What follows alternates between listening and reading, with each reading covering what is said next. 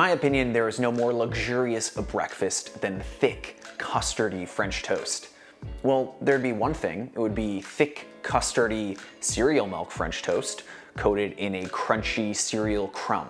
I'll show you how to make both of them. Welcome back to my series where I teach you recipes starting from the easiest all the way up to intensive multi-step showstoppers. If you're not confident in the kitchen, stick around because over the next few videos, I'm gonna be teaching you a ton of techniques that you're gonna wanna adopt. Consider this your invitation to step into the kitchen and join me on this journey. Now, French toast poses a very interesting question. How can you create a dish that has a crunchy exterior while maintaining a tender, custardy interior? Alton Brown solved this problem years ago with a double cooking method. By first frying the French toast in butter and then cooking it in the oven, we can achieve that perfect textural contrast. This is basically an adaptation of that classic Alton Brown recipe from Good Eats from the early 2000s. It's one that I remember actually airing, and we basically adopted it as our French toast as a family. If you want, I'm gonna link down below to that recipe specifically, but I think we can take a lot of the learnings from that and upgrade them a little bit. Equipment-wise, we'll need a bowl to make our custard in, a container to dip our bread in this case I'm just using a high-sided plate, a whisk, a sheet tray with a rack, a 10-inch nonstick pan, a measuring container, measuring spoons, and a silicone spatula. The only extras you need if you opt for the cereal milk version are a sieve, a container to soak our cereal in, and a tray for our cereal crumb coating. There are two key pieces to this French toast, the custard and the bread. We'll make the custard first and then focus on the bread. Start by cracking 3 eggs into your bowl and whisk those thoroughly to completely break the yolks into the whites. We don't want any of those stringy eggs in this. Add in 1 cup of half and half and mix that together to create a smooth, homogeneous mixture with the eggs. Season your custard with a pinch of salt, 2 to 3 tablespoons of sugar, depending on how much sweetness you like, and 2 teaspoons of vanilla extract, or a little more if you've got a heavy hand like I do. Add in about a tablespoon of ground cinnamon and whisk that in. That's it for our custard. I'll place this in the fridge while I turn to the bread. Thick brioche is what I prefer for this, but you could totally use challah as well.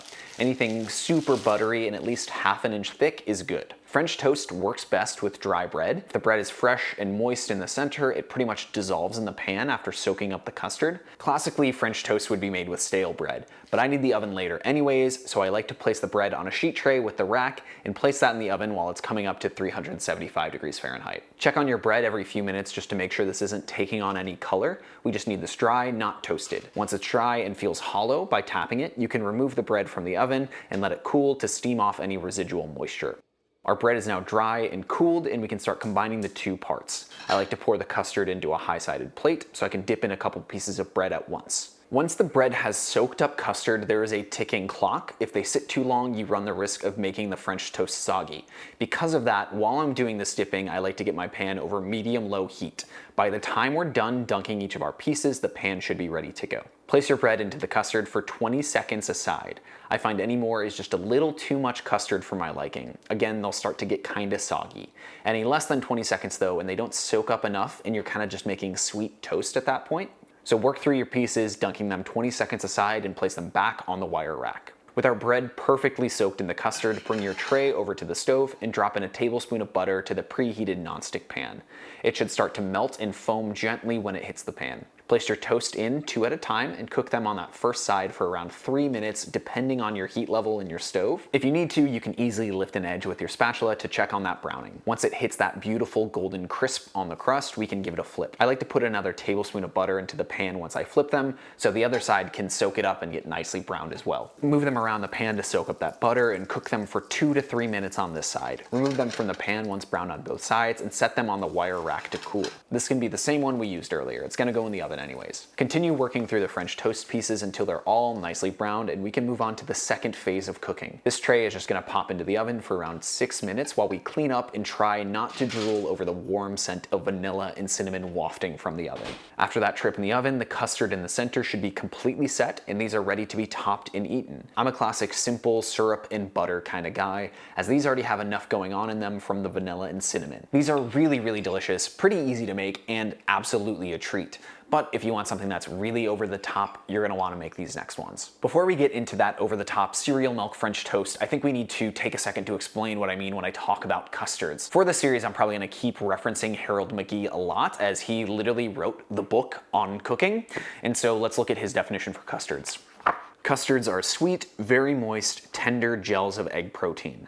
The basic custard contains 1 egg, 1 cup of milk, and 2 tablespoons of sugar, although more eggs can be used and often extra yolks are added for greater richness. Kind of magical because the egg itself. Eggs bring the protein and lecithin needed to coagulate a liquid like half and half into a semi-set gel. The interior of the toast will be a soft, tender custard-like texture, even if it's not technically a custard itself, as it's been heated past the usual 190 degrees Fahrenheit that custard aggressively curdles at. In our case, the bread provides some nice insulation to that heat, which is great news for our waiting brunch crowd. So enough of that. Let's make a French toast that crosses the boundary into the unreal by accentuating the contrast of the tender interior with the crunch of a childhood favorite. For an extra special custard, let's make it taste like the milk left in a bowl of Captain Crunch. We can do this by soaking 1.5 cups of Captain Crunch in 1.5 cups of half and half. Give this a mix and pop it into the fridge for an hour. During that time, we can dry out our same brioche in the oven, same as before, just a few minutes at 375 degrees Fahrenheit. Leave the oven on after the bread has been removed because we'll use it again after the French toast has been cooked in the pan. With our bread dried out, we'll make our cereal crumb and then we'll make the custard. Simply take a high-sided plate or pie pan and pour in a few cups of Captain Crunch. Use a measuring cup to crush them up to about the size of a large breadcrumb. If the pieces here are too large, they're not going to stick to the toast and they're going to end up falling off in the pan. For the custard, same base of 3 eggs mixed as before, but we'll use a little less sugar as the Captain Crunch will account for a lot of the sweetness here. 1 tablespoon of sugar is enough, along with a large pinch of salt. That cereal milk that's been sitting in the fridge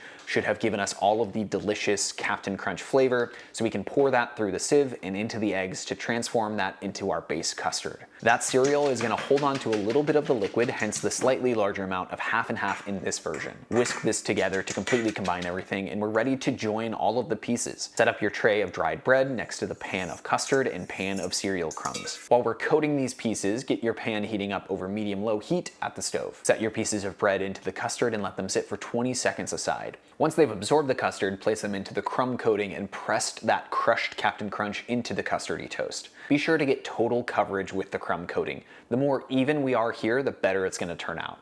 I technically ran out of crumbs as I was working through the pieces, so let that be a lesson to you to use a little bit more than you see me do here. At the stove, drop in a tablespoon of butter to your preheated pan and then add 2 slices of your French toast. Cook that for 3 minutes on the first side, using a spatula to check the crust. The cereal we've used is more likely to burn here, so keep an eye out. Once you see that beautiful browning, give these a flip and hit the pan with a little more butter. 3 more minutes on this side and you should be good to set these back on the wire rack. Continue working through each cereal crusted piece, and once you've gotten through each piece, place these into the oven at 375 degrees Fahrenheit. This is going to dry out the exterior and leave us with a super extra crunchy, delicious coating, which I absolutely love. Top these pieces with some whipped cream because they definitely don't need syrup in my opinion. They're sweet enough on their own. These are crazy, crazy good. The Captain Crunch sounds like it would be over the top and too sweet, but there's a nice, like, almost savory corn flavor that you get, especially with the salt that's in the custard, to create something that's at least decently balanced for a dish that's essentially cereal French toast. It is crazy, crazy good. It can't be overstated how freaking good these are. Listen to my genuine reaction to my wife when I was eating these. I think this is one of the best recipes I've ever made. They truly are that good.